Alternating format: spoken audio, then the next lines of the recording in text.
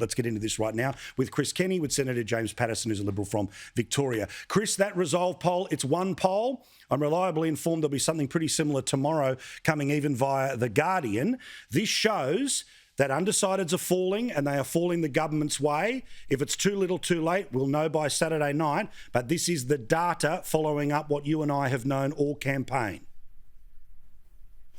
Yeah, mate, it is. We can't get ahead of ourselves, but, I've been arguing along with you for months that the government should win this election, that the government's fundamental policies, its fundamental competence should get it across the line against a highly risky Labor Party that really would be a threat to this nation's future. So it's always been my view that the general electorate, that Australian voters generally en masse doing sensible things, surely the government would get across the line. I've got to tell you, through this election campaign, which has gone terribly for Anthony Albanese day after day after day, it's been confounding me that we haven't seen the movement in the polls that we'd expect. We haven't had a lot of high-quality polling, I've got to say. There's a lot of single-seat stuff that's sort of meaningless. But this is the first sign at a critical time where we see that hardening up. And this is, as you say, what we expect. As people get closer to the choice, they focus on the alternatives. It's not about what you want, what you wish for. It's that mob or the other mob. And unsurprisingly, more Australians are seeing Scott Morrison and the coalition are the safer bet. Now, is it enough for them to hold on? We'll have to wait till Saturday night to see. But I've got to say, I'm sticking to my guns, and I have faith in the Australian people that they wouldn't throw away all the hard work we've been through over the last 10 years on a whim. I agree completely. Senator Paterson, Victoria in particular, supposedly the great burial ground for the Liberal Party, but it is doing well on primary.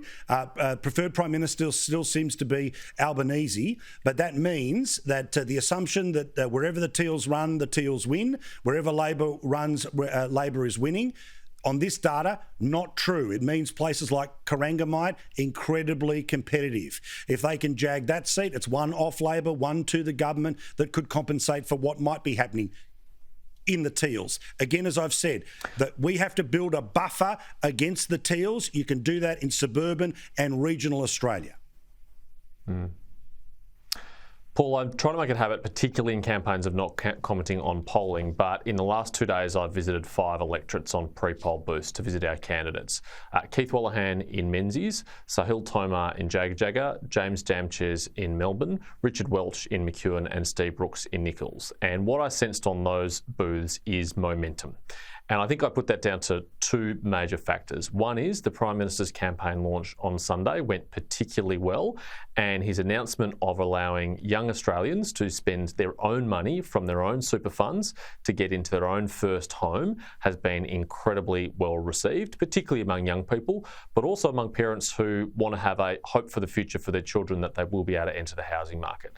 The second thing I put that down to is Labor Party's stumbling on costings, and particularly today, Anthony Albanese's unwillingness to answer questions about the budget and the deficit. I think people are really focusing their minds on the uncertain economic environment that we're in and the troubled waters potentially ahead, and wondering whether a bloke who doesn't know the interest rate or the unemployment rate and won't reveal his costings until the last minute is really up to these challenging times. And I think they're starting to think maybe he's not, and they're right. Interesting again. In Victoria, one poll worth noting though, because again, apparently I think Essential's going to go somewhere like this tomorrow. Undecided's down 9%. Liberal vote up 5%, Labor vote down 3%. Watch this space. I'm telling you, game on. It's a knife fight for the future of the country because it is that damn important.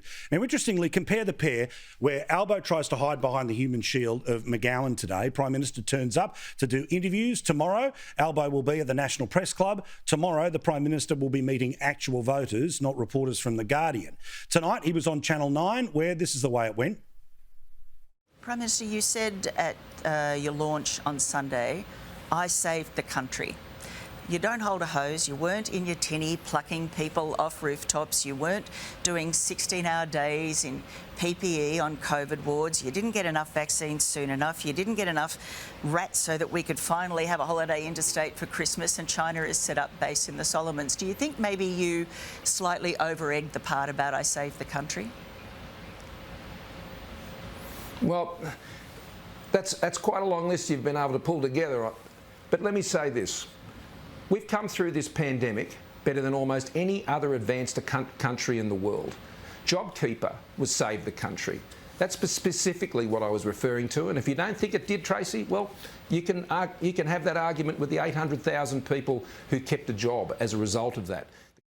Now, Chris, this speaks to what I talk about every night, which is the difference between news and narrative. We know where the media wants to go. I like Teresa Grimshaw, but I think they've made the assumption that he's cooked, he's done. We've seen a poll that it's already at 80 seats, so time to punch him on the way out. This is exactly what happened last time. Labor on a week-long victory lap, the media assuming that it's all definitely going to happen one way, but not understanding that, as James said, that housing policy has reminded everyone in the country about the philosophical differences between the parties of government. Yeah, I'll come to the housing policy in just a moment, but first up on getting through the pandemic, I agree entirely. The media narrative is completely different to the lived experience of Australians. Now, we've all lived through it, in our different ways. It's been a lot tougher for some people than others, but I can tell you that all Australians know this country did better through the pandemic than any other developed country. We all know it's not easy working out which vaccines work, which ones you can get, who's going to take what. Some people arguing against some vaccines and otherwise, what to do with international borders, state borders. I've been critical. Everybody's had their gripes at one time or another. But in terms of keeping our fatality rates low, getting a vaccination rate that's higher than any other in the world, keeping our health system under control and dealing with everybody, not just the pandemic issues, and importantly, the economy going strong so that people kept their jobs and were in a good position. Now, everybody knows this has been remarkable. There's not one person in one developed country around the world who wouldn't swap place with Australia's results right now. We've just been incredible. Now, for all the arguments, that's the outcome, and I don't think the coalition's spoken enough about that. But with the housing policy, you're spot on. Now, I'm lucky enough to get in a house. I had to buy a house my first house during the Keating 17.5% mortgage rates. It was bloody tough. But I've been worried over the last few years how my adult children, I've got a couple of adult boys, how would they ever save $100,000 to get a deposit on a house? It's just beyond them. Well, suddenly they can get $50,000 out of their super. That's the best super investment they're ever going to have. It just makes sense. So it makes sense not just to the young people, but to their families, their parents, their grandparents. We all love the idea of this opportunity. And one last thing, I've got to mention this because there's been a couple of millionaires today bagging this policy.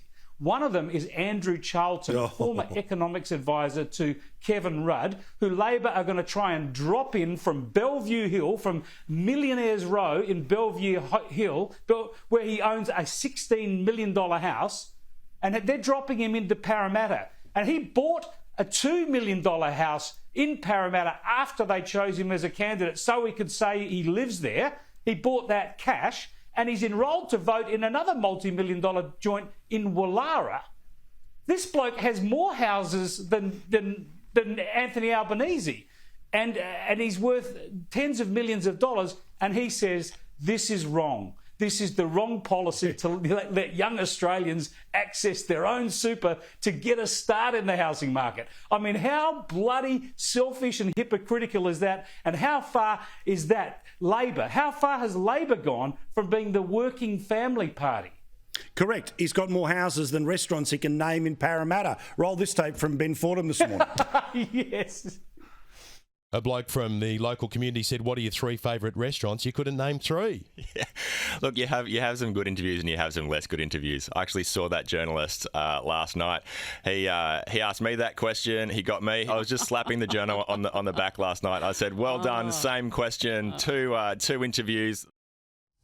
Still couldn't answer it. About Labor and its costings, they put it off till Thursday because tomorrow night is when all of the TV and radio ads end.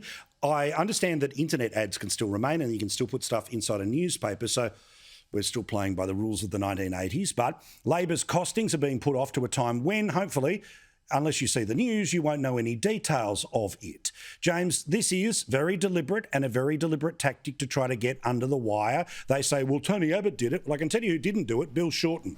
And the entirety of Labor's 3 years was whatever Shorten do, let's do the opposite. But I think they'll get the same result. Paul, this is a transparent attempt to avoid transparency, to avoid disclosing to the Australian people how much they're going to spend and how much they're going to tax. What is it that they want to hide from the Australian people? And particularly, what is it they're trying to hide from the millions of people who have or need to vote early and will vote in the coming days? By the time Labor's costings are out there, a significant proportion of the electorate would have voted and will not have the benefit of that information. This is a naked attempt to avoid legitimate scrutiny in an election campaign. And I think we can only draw negative conclusions from it. I think it inevitably means they must be blowing out budget deficits well into the future, or it must be that they have secret increased taxes to pay for their increased spending. There really can be no other answer as to why they are holding this off so late and so long and hoping they can avoid that scrutiny in the last couple of days. Well, and Chris, they're going to try to put tens of billions of dollars in off budget. This is where the NBN lives. But of course, unless you have an increase in revenue, it's all still on the credit card. Oh, yeah, this is a great ploy with NBN spending and electricity transmission spending. They just spend billions of dollars off budget, call it an investment. But of course, who pays for that? The consumers have to pay for that. That investment is recouped. We just pay for it in another way. It's extraordinary. One thing I hope that Anthony Albanese gets asked at the National Press Club tomorrow is a question I don't think we've heard enough about during this campaign. And that is that Labor have committed to having another budget before the end of this year. If Anthony Albanese is Prime Minister next week, they will have another budget later this year. Why do they need another budget? What spending are they going to cut? What taxes are they going to increase? If they're not doing either of those two things, they don't need another budget. There's some sinister reason Labor wants another budget this year, and they haven't been pressed on it at all. Well, and we all know how the cycle goes. Oh, look, it's so much worse than we expected, so insert this and insert that. I mean, you know the game that's coming. But of course, don't forget here, James, as I pointed out, the Greens are the co-pilots. The Greens have told us up front what their expectation is. If it's a minority government, then it's what the Teals demand, and that is major changes, all of which, and even if it was Labor in a majority, which I don't believe it'll be, you still get a push-up in inflation and a push-up in interest rates. Would you bet your house on Albo? Hell no. You're absolutely right about that, Paul, and I'll come back to that in a second. But just on that blame game, well, the whole reason why Peter Costello introduced the Charter of Budget Honesty, the reason why we now have a Parliamentary Budget Office and independent costing processes is to avoid that. That need not happen. But it requires both political parties to equally participate in that. Now, we've submitted our policies for costings and we have released our costings transparently and openly for the Australian people. Both parties, whether you're in government or opposition, have equal access to this system. The Labor Party hasn't submitted or released a single policy for costing yet. So they are trying to avoid this scrutiny and we have to hold them to that. But you're absolutely right. If this is a hung parliament, and I think there's a very high risk that it will be, then whatever Albo's plan to spend, you can add plus to that. You can add the Greens agenda to that. You can add any Teals that are elected agenda to that, or the current independents who will be bargaining very hard with Anthony Albanese to get what they want in there. And some of them have some pretty kooky ideas. And it'll be Labor not just delivering their own policies, but a whole lot more than that. So I really worry whether the Australian taxpayer can bear the cost of a hung parliament and an Albanese government. I think it'll be a very high cost indeed.